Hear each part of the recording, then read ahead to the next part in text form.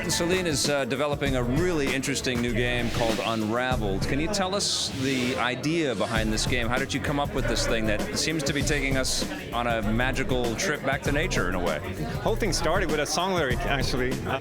The lyric goes, "While you're away, my heart comes undone and slowly unravels in a ball of yarn." And for some reason, that kind of popped up in my head as I was writing, and I just figured that sounded a whole lot like a game character for some reason. I love the aesthetic of the idea of getting us back into nature. I think that the concept of making everything kind of look photoreal was really savvy. And was that part of the concept, was to kind of project the natural world back at us a little bit like that?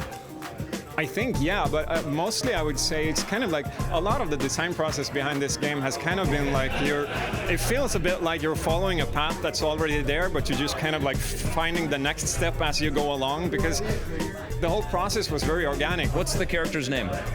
We call him Yarny. Yarny. So Yarny is going to travel through all of these different environments and use his yarn abilities in what kinds of ways? At the foundation of it all is it's like a physics-based like platformer. Like puzzles and stuff. So you got all the basic, like the runnings and jumping and pulling and pushing, that stuff.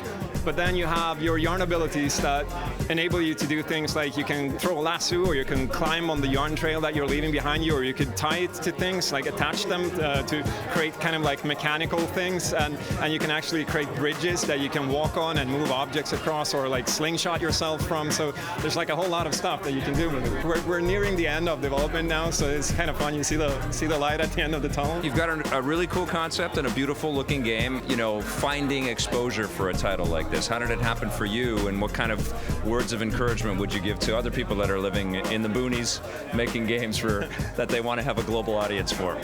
I guess just like do your own thing, do something that you believe in, and do something that means something to you, because if it means something to you, then it might mean something to someone else as well.